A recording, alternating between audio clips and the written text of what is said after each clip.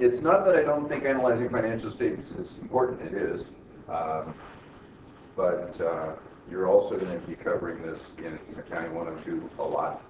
And then in your Finance 315 class, those of you become accounting and finance majors, you're going to be doing financial statement analysis all through. So in Accounting 211, we're going to do a model called weighted average cost of capital asset pricing model, and where it's really analysis. What we're going to do is we're going to value the companies. Okay, do that. The rest of you will do it in the A315 finance room, the 315, the finance class. And that's really analysis too, coming up with what your estimate is, the value of the company. Where I think this stuff is really critical to you, though, and it's often so I ask for more time than I'm supposed to. Cut this back to just one day, I guess. I'll give you very straightforward questions on the test, and then on the quiz, right?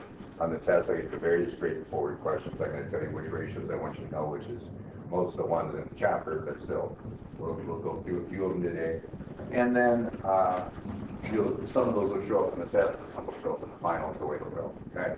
But most of these ratios are common sense. It's right in the name of the ratio how to calculate. So it's not like you need to, from rote memorization, memorize all these. A couple might have to, right? But most of them are just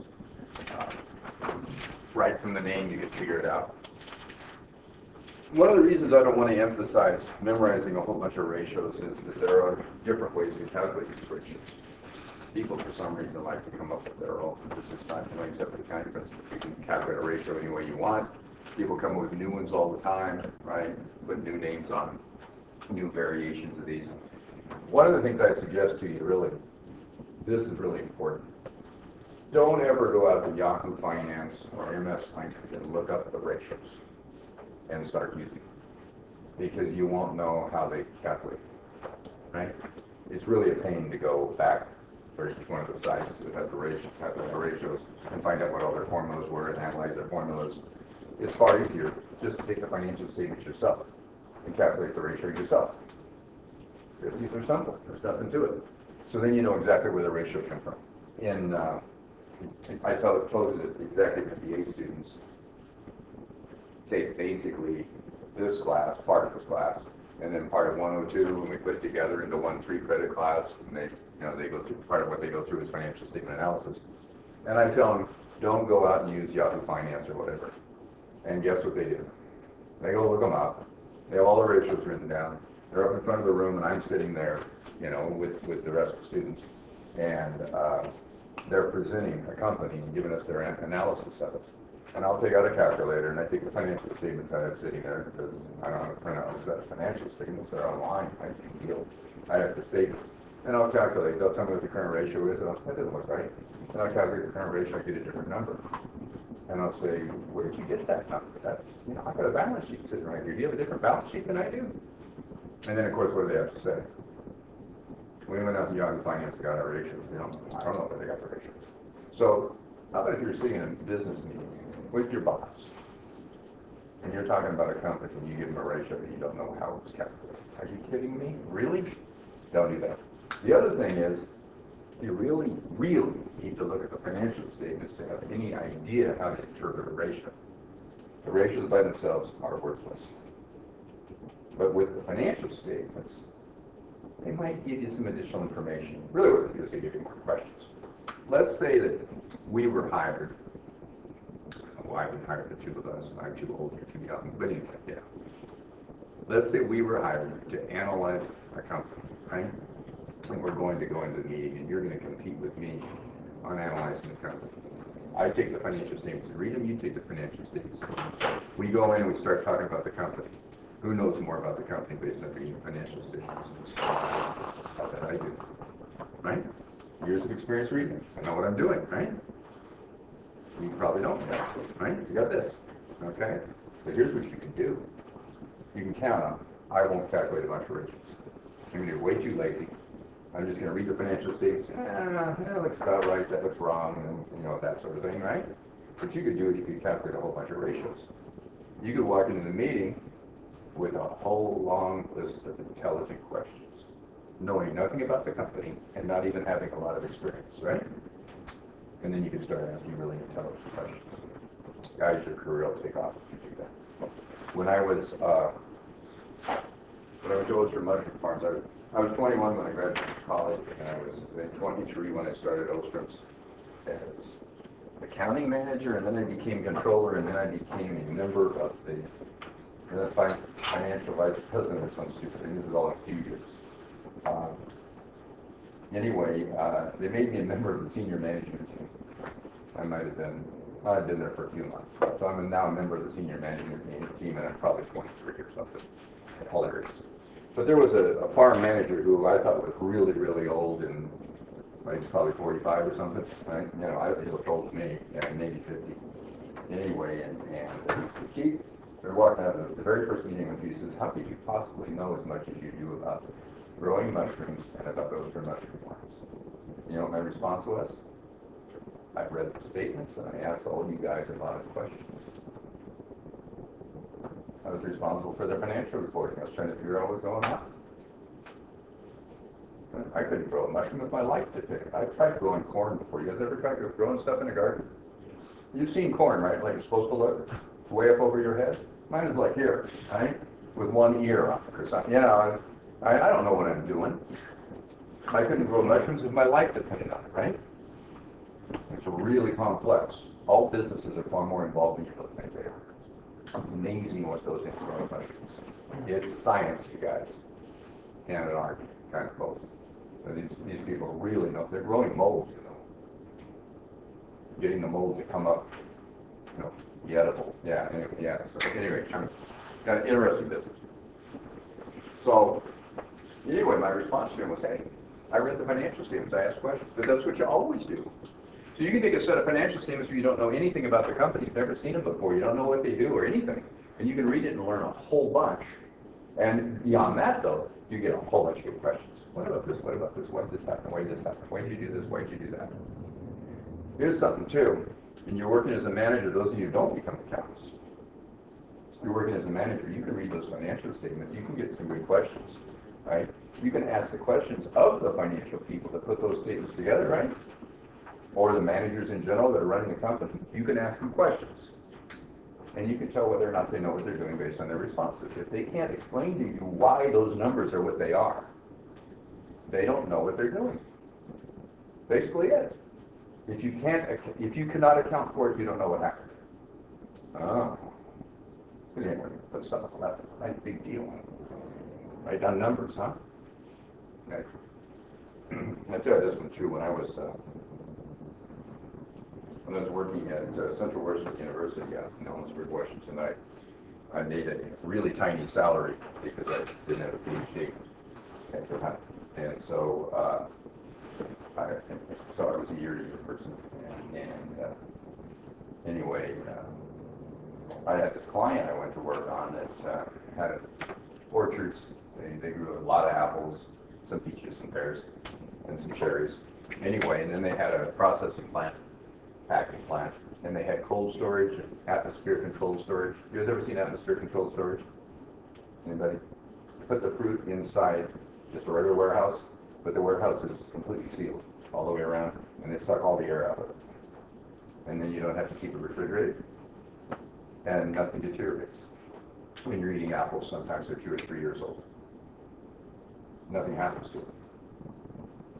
In cold storage, they won't last that long down here. And if you don't have the cold storage, of course, they rot really fast. So, we don't know how old their apples are. It doesn't really make any difference. You got to see what happens to the rats and mice, though. You never want to be inside, right? And it's like all the oxygen out. But anyway, it's awful. But anyway, I went out to this operation. I was touring all over the place. We spent about 3 hours, and he was showing me everything he did, taking me all over the place. And he thought he was just giving me a tour, because I asked him to show me around, right? And I'm asking him questions, and I'm talking about his business and how everything works. And after a while, he says, Keith, are you charging me for this? You're supposed to do an audit, and you haven't even looked at the general ledger. And I says, I am doing an audit. The financial statements are what? Representation of everything you're doing, everything you did last year, right? Income statement, cash flow statement. Balance sheet is a picture of where you're at. You know, so I need to know what to expect in the financial statements before I start looking at financial statements. So what we do is we wander around and bullshit with people. Automation's perfect.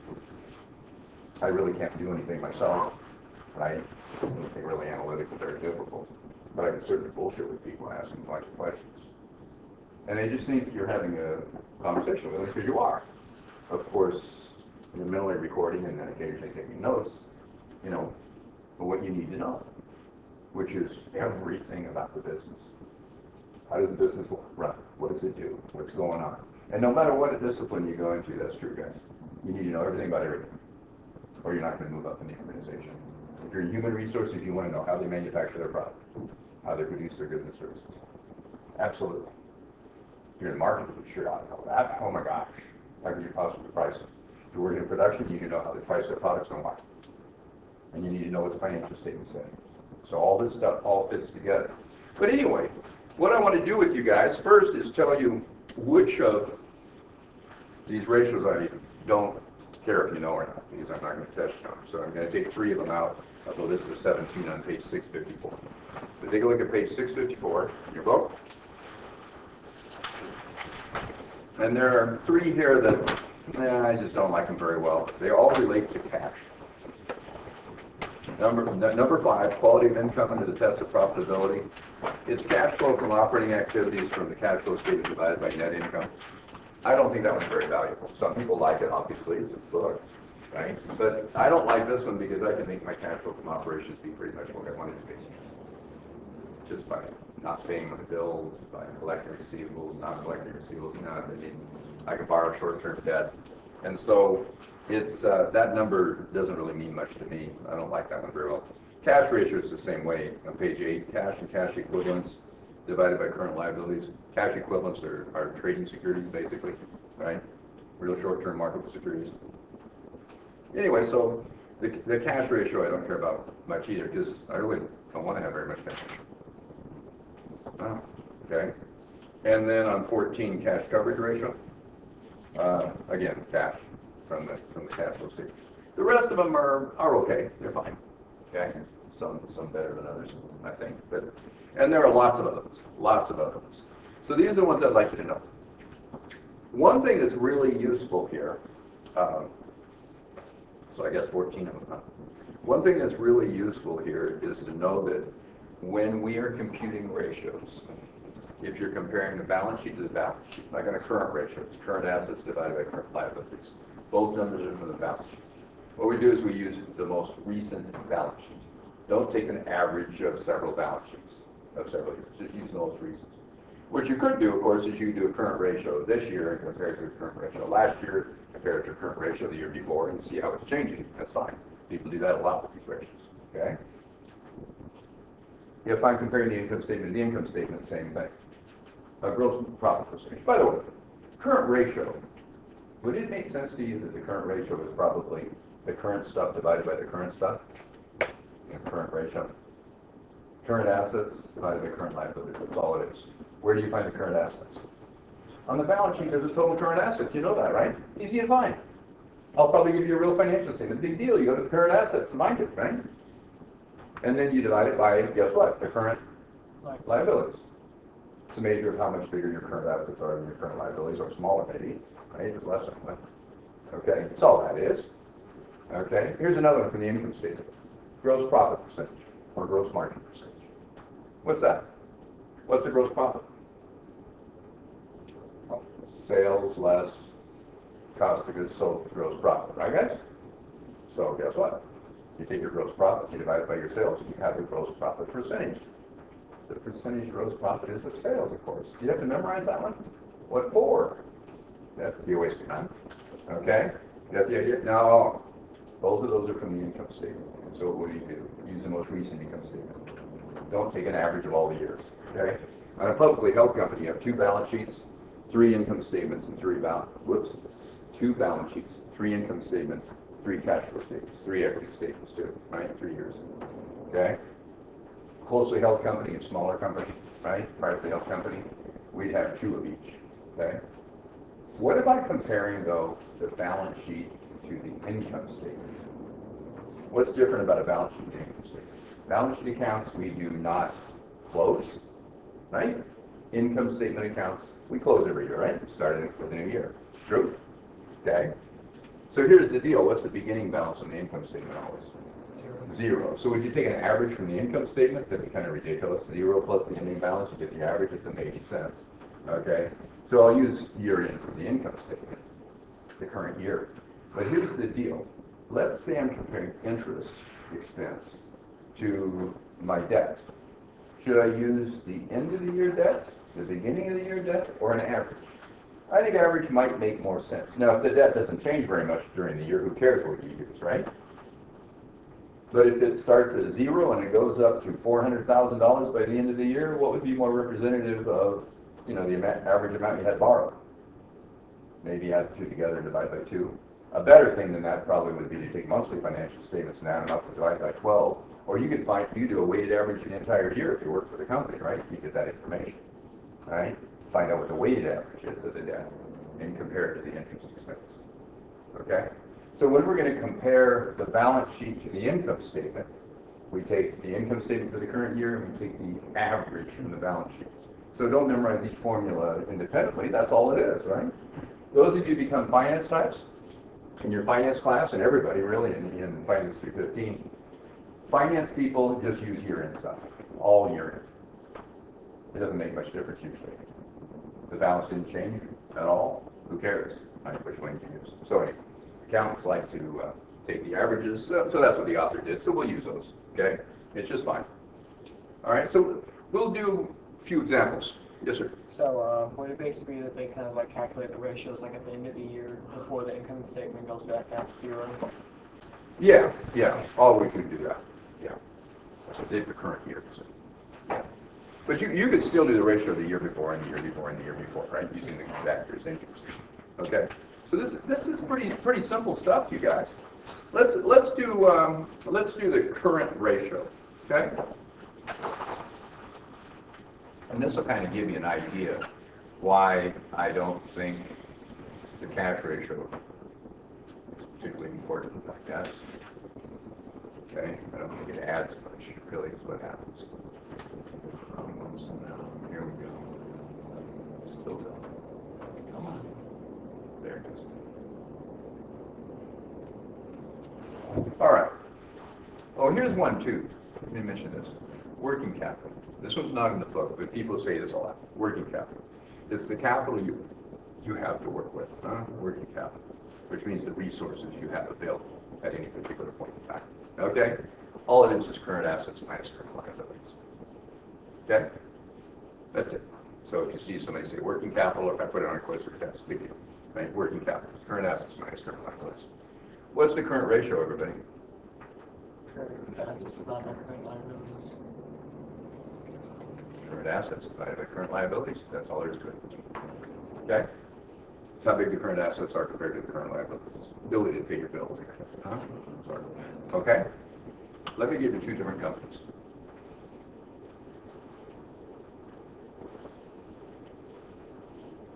Current assets. Let's make it be 100 million. 100 million.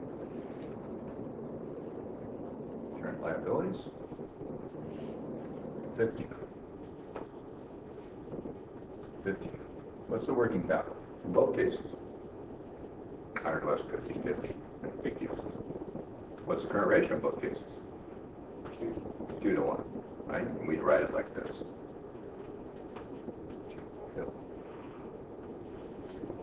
1.0 or 2.0 to 1.0, something like that. Okay? Okay. All right, anyway. Do you think these companies are equivalent or what? Look equivalent to you? Both about the same, 2.0 to 1. I think the current ratio is the same. Do you think the companies are just as healthy as each other? The answer to that is, I don't know. I don't know. That current ratio all by itself doesn't tell me a lot. You've got to read the statements. So I'm going to make this extreme. let's say in this company, that $100 million is all cash.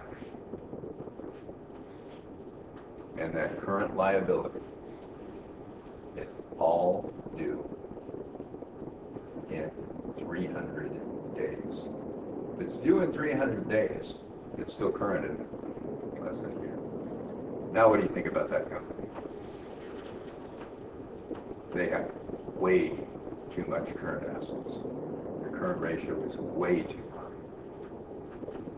They don't need any cash at all for a long time in this ridiculous scenario I just gave you, right?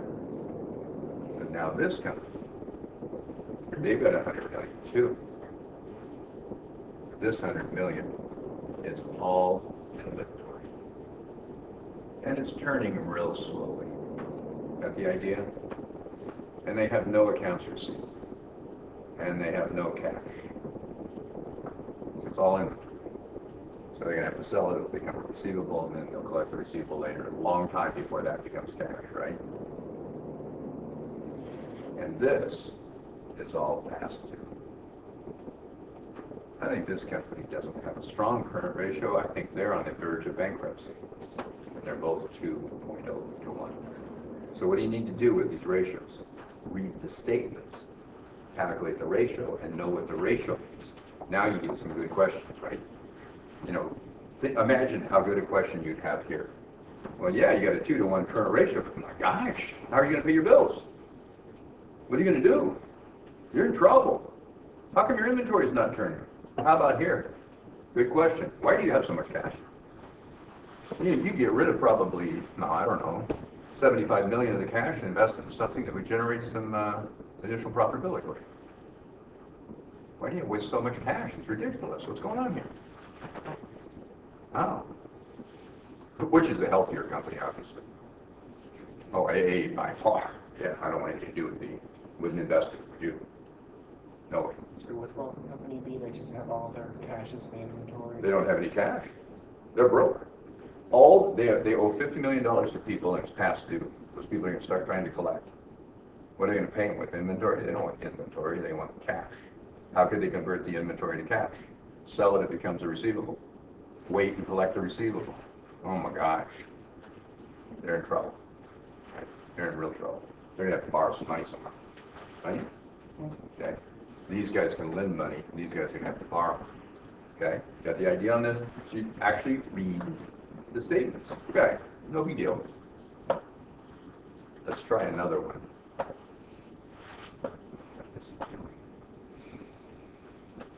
Okay, you guys. You guys are being a computer. If things, we'll do it this way, I guess. We don't care. Won't give you another slide. Still won't. Maybe now. Nope. Anyway. Let's try receivables turnover. Okay, do that. And you guys can work through these. Look what the formulas are. Practice doing them. Okay. So a receivables turnover, accounts receivable turnover. And here's another example where you don't really need to memorize anything. What does turnover mean? How many times you turned over your receivables? Do you really turn over your receivables? You sell a whole bunch of stuff and then collect the receivable, right? Sell it on an account and collect the receivable. And then after you collect it all, then you sell some more and then you collect it. That's not how it works. You sell constantly, right? You have receivables constantly. And you're trying to collect them constantly. What's the journal entry when you record accounts receivable? What do? Debit what? Accounts receivable. Credit what?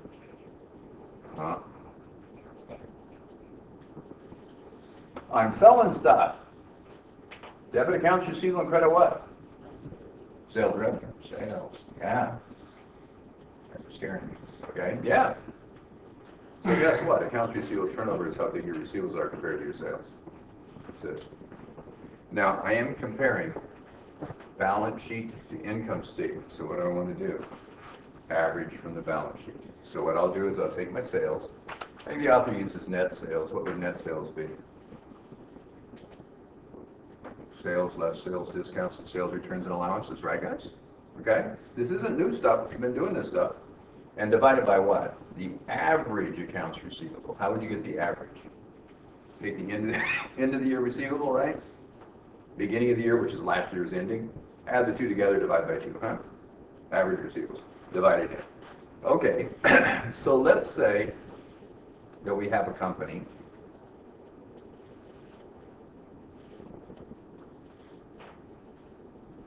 Let's say we have these three companies, okay? The A company, B company, C company. These guys' sales are 100 million, and their average accounts receivable is 10 million. Okay? Company B, 100 million, and their average is, what are their, average receivables is 20. Okay? Beginning plus ending divided by 2. 100 million, 50. Okay? So, what's their turnover? Average accounts receivable into the sales, huh? So I got average accounts receivable into sales in every case. Okay? What's the first one? We say 10 times. 10 times per year. They don't really collect the receivables 10 times per year. Their sales are 10 times as big as their receivables. That's all it really is. Okay, what's the next one? What's the last one? Okay. Let's convert this into something else. It's really useful. Let's convert it to days. Days that it takes to collect my receivables. We call it days sales and accounts receivables. If I ask for that, act like this thing. What would that take? How many days in a year? 365, except for leap year, right? Divided by your 10 times, huh?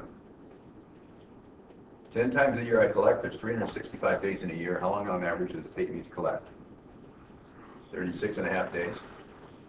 Everybody agree with that? That's days to collect. It is. Okay? How about this one?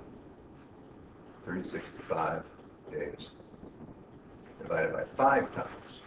What's that going to be? 73. About 73 days. Okay? What's this one going to be? 82. And it's about 183 days. 82 and a half. Okay. Which company's healthier? A? Maybe. What's that? Maybe. I think if they sell exactly the same kind of stuff and they sell with exactly the same terms, A is the most, is the best. It's the best. But until you know what industries they're in and you know what their terms are, I don't have a clue which you think are the best. So let's say this is the case. These guys' terms are net 10 days. They sell fresh mushrooms. After 10 days, those mushrooms don't exist anymore, guys. Right? So they're going to give them 10 days to pay. Now what do you think of 36 and a half days to collect on average? Terrible. Big trouble. Net. By the way, what does net mean? Pay the full amount, right? Discount would be 2%, 10, net 30, right? Okay, that kind of thing. So net 60 days. Oh, in our industry, we give our customers 60 days to pay, and on average, they pay in 73. Nobody pays in less than 60. And we're averaging 73. We're doing pretty good. So that's pretty healthy. Oh, this one is Boeing. I sell jet aircraft, and it only takes me 183 days to get paid. They'd be thrilled if that happened. No way. That's not going to happen for me. And I saw an airplane for $100 million. Hi, guys? Big bucks. Everybody got the idea here? Okay, so they have long payment streams. Okay, anyway. So you can't really tell, can you? Until you know what's behind it. So again, you calculate your own ratios and you ask questions. By the way, when you're analyzing a financial statement for a company, you know what their terms are? No. You have to go investigate, right? So there's a lot of work behind this. You don't just calculate ratios, much less go look at somebody else, look at it and say, oh, gee, I know what I'm doing. Just, you don't, right? One of the real problems working with bankers is they like life to be simple, we all do. But they'll take the ratios for companies and then just rattle the ratios down on a sheet of paper and decide which companies to loan money to and which ones not to loan to. What do you think of that based on this? Just using current ratio. You guys ever going to do that? No. I've said in meetings where the banker would say, you need to have a 2-to-1 ratio. You used to have a 2-to-1 ratio and now it's 1.2 to 1. And I say, yeah, and as a result, we're more profitable. What? Yeah, we took all that excess cash, right? We managed our inventories down, we managed our receivables down, we managed our accounts payable up. Accounts receivable is interest-free borrowing. You lend to your customer interest-free. How much accounts receivable do you want? None, right? How much inventory you want to have? As little as possible, right? Because you're carrying that stuff. It costs you money to store it, to handle it, right? Interest on the debt, paying taxes on it maybe, depending on the state. Right? I don't want to have inventory unless what? My customer's going to buy it from me, right? I want the inventory there for my customer to buy it when they come into the store, right? That's it, okay? I don't want it until then. So I manage my inventory as low as possible. I manage my receivables as low as possible. Do I want to keep a whole bunch of extra cash laying around? What for? I manage that down too. So what just happened to all my current assets? I managed them down. On accounts payable, what's that? Interest-free borrowing from your vendors. What if I could buy from somebody and I have 180 days to pay them, and I sell everything I buy from them for cash within 30 days? What do you think of that? 180 days to pay and I get paid within 30 days? And plus my profit? I got a money machine, right? So we're trying to do both those things. Now how about notes payable? A whole different thing. What if I have current notes payable? I pay interest on that. I hate that stuff, right? So it matters what the current liabilities are, right? And it matters what the current assets are. And the same thing's true with the non-current stuff, okay, guys? Right? So when you're analyzing these, yeah, all I want you to do on a quiz or test is know how to do it, right? But when you read the chapter, think about this stuff. It's really, really going to be useful for you. And we'll do a lot of this in later classes. Okay, let's try the same thing with the inventory turnover. Let's take a look at that. Still doesn't want me to have another. Fine. Okay. Let's do the inventory turnover ratio. What do you think? What's the journal entry do you think that relates to inventory turnover? When you sell your inventory, turning it over, right? Cost of goods sold. Yeah, the cost of goods sold, yes. Credit what? Average inventory. Well, not average, just the inventory. Yeah. Credit the inventory. But when we calculate it, yes, it'll be cost of goods sold divided by average inventory. So, of course, that's what the inventory turnover is going to be, right? So the journal entry is, okay? So, inventory turnover is going to be cost of goods sold from the income statement divided by the average inventory at the beginning to the ending and divided by 2, right? Okay? Divided it. Okay, so let's say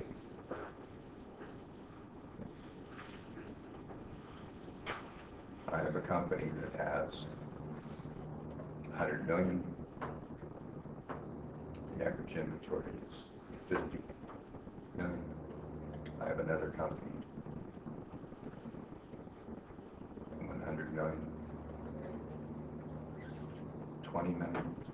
Whoops.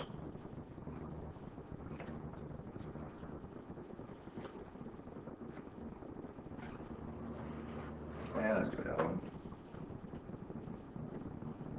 100 million. 5 million. How many times? Do times and days. What's the inventory turnover in times? 100 million cost of goods sold divided average inventory of 50. What do you think? 2.0. How many days is that? 365 days divided by what? 2.0 times. What do you get? 183 days. So it's just like doing the receivable one, except it's with inventory, right? What does that mean? I have 183 days worth of inventory, right? It's going to take me 183 days on average to sell my inventory. Got it? Well, just like the 2.0 times and everything Number of times. that you sell. I think. I no, in a year. I sell my inventory. It really means my cost of goods sold are double the size of my inventory, right? But I sell my inventory twice a year, basically, right? But how many days is that? 183. Got it? Let's do B. How many times is that? 5 times? That's what you calculate for me. And then if I ask for it in days, what would you do? 365 days divided by what? 5.0 times. Yeah, just like that. What is it? 72? 73. 73. All right. Now let's keep going. What's this? 20 times? And what's it going to be? 365 days over 20 times. What do you get, guys? What's that? 18 days? About. Is that right? Yes? Okay, we can ask the same thing. Which one's good? If they're all in the same business, what do you think? Clearly 18 days is best, right? Clearly, they're all in the same business. Okay, but let me suggest this. This is going to be canned goods. This is a little Holstrom experience. That's canned goods. This one is fine furniture. High-end furniture, expensive furniture. This one is a bakery. Now what? Bakery? 18 days, huh? To sell bread. They're going to go bankrupt. It's over. That's a disaster, right? Anything fresh? That's a disaster. Okay. Fine furniture, 73 days. They only carry their inventory a little over 2 months. Good. That's really good. How about an automobile dealer? Really good. Stuff sits there, right? Okay, it's just the reality of the business, isn't it? Okay? Turns are slow.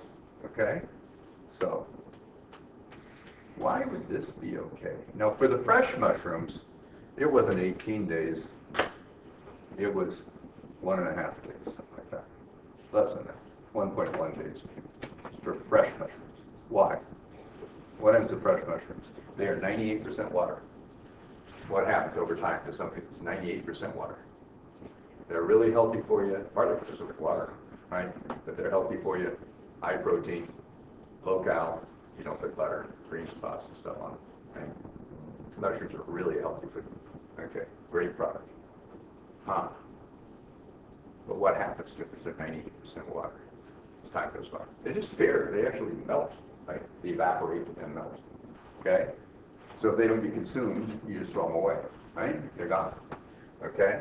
So you'd have to be what? Sell them every day. You ever seen the, I think it's the FedEx advertisement where they have the florist on TV? They have the florist shop, and it's completely empty, and it's about time to open, and it looks like everybody's panicking. And then the truck gets there, and then it's completely full of flowers. And then at the end of the day, it's completely empty again. This is exactly what you want if you're running a florist business, right? You don't want anything left at the end of the day. Certainly not very much going forward, because what's going to happen? You need to carry something wants it, right? Okay? So you want to predict how much you need. You want to get that delivered just as you need it, just in time. And then you sell, right? And start a new day. Fine. Okay, so their little ad. All right. So that would be the fresh stuff. How about on the canned goods here? Here's what we were doing. We were turning them over 10 times. So our turnover was 10 times a year, which is about 36 days, right, guys? In inventory? Everybody agree? We're doing about 10 times, about 36 days, maybe 30 days. And what we were doing was we were buying the mushrooms, canned mushrooms, from Pennsylvania and Michigan. We grow lots and lots of mushrooms in caves, believe it or not. Okay? They still do. Although they sell them all fresh. They don't sell very many canned. But anyway, they were canning them, and we were buying them. They were having them delivered to us out of Washington State, and we were selling them. The problem was, They cost almost as much as we sold them for. We made almost nothing on canned goods. So we were even, actually one time they were thinking about getting out of the canned goods line. Don't sell it all. Right? Just, you're not making money anyway. Okay? But we wanted to sell our fresh mushrooms, so we wanted to keep our brand out there. Because fresh mushrooms, we were growing them ourselves, we could make a lot of money on those. Okay? Well, what we did, we had a marketing manager who was also buying stuff for us, buying away to selling, small company. Anyway, he negotiated a deal. We were one of the first companies to do this, even though we were real small. He went to Taiwan and Korea and negotiated shipments on container ships. You know, the big containers you see now driving up and down the highway on the back of trucks, and they're on trains and stuff. That was new in those days, right? So they're bringing in all these containers.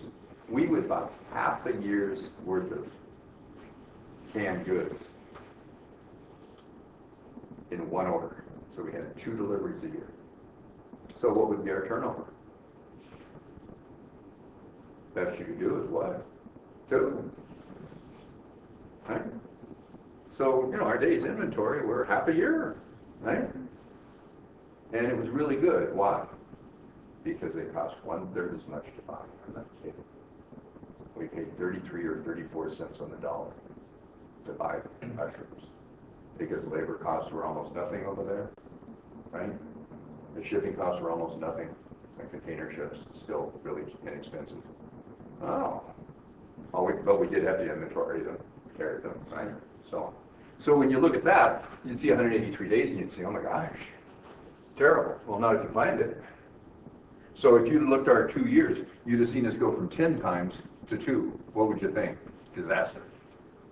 From 36 days to 183, disaster, unless you made it happen. So what's the question you'd get out of that? Why? Did you do this on purpose, or did this just happen to you? Right? What would you think, though, if you return them 10 times and it drops down to 9? It's probably not good if you haven't changed anything, right? Why did that happen? You're not managing your inventory very well. Your sales are dropping out. The other thing you can do when I was working as an auditor is you get these ratios, calculate a bunch of the ratios, and you look at them and you think about, what are possible explanations for the ratio changing so much, right? Which all it is sales changed, expenses changed, right? Cost of goods sold included in that, and income changed, and your current assets changed, and your current liabilities changed, and everything else in the balance sheet changed, right? And you're looking at it and saying, okay, why did this change from last year? It's 2 things. One, it might change and you expected it to, and then that's just fine.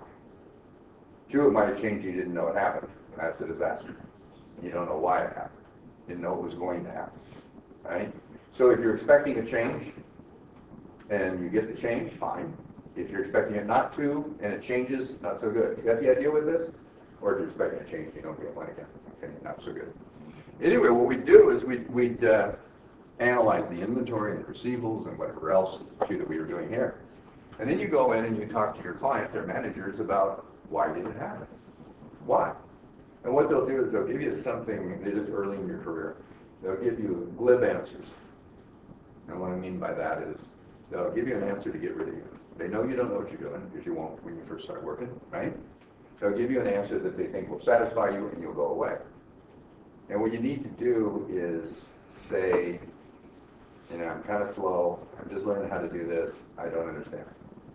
I'm sorry, but I don't understand. Could you explain it to me again? You have to be willing to say that over and over and over. Can you explain it to me? Can you explain it to me? And finally, they'll either tell you, right, the real answer to the extent that they know it, or they'll tell you they don't know, or they'll tell you to go away, that they're going to talk to your senior, which is just fine. Your senior will like it a lot, the person supervising. Because you found probably a really good question if they can't answer the question first. Right? And the other thing they'll do is they'll give you an answer. Maybe the explanation will be sales went down for one of the ratios changing. And then you ask them about another ratio and they'll say that's because sales went up. And you're sitting with the same person and they just told you sales went down and sales went up. Are you kidding me? Both those things didn't happen at once, right? So you don't challenge them about it, you just plead ignorance and try to get them to explain. What happens if you're the boss and you're hiring somebody to come in and you ask them questions like this and they can't answer them? What do you know? Without knowing how to do it yourself, what do you know? which is what I do with executive MBAs. They're going to be bosses, right? They're not going to be a bunch of CPAs, but they're going to have CPAs working for them. How do you find out if your CPA knows what they're doing? Analyze the statements yourself. Ask a few questions. And if they can't answer them, what do you think? Either they're real lazy, they didn't bother to analyze the statements themselves, or they don't know. And they're either one of those. You want somebody who's lazy or somebody who's not knowledgeable? Not particularly. Got it? So as you move up in management, it's really good to know all of this stuff. Okay? So take it seriously. Read the chapter carefully. They have some good insights in there, perspective on it. And get those ratios down pretty well. Okay? And we'll do another quiz. No, we won't. We'll do a test. Then we'll do a final. And we'll part ways, hopefully Friday. And a bunch of you will see me in 211, which I know you're thrilled about. You'll forget the pain of this class by then, and it'll seem like a good idea. See you guys. Man, I let you leave early. Don't tell anybody, they'll dock my pay.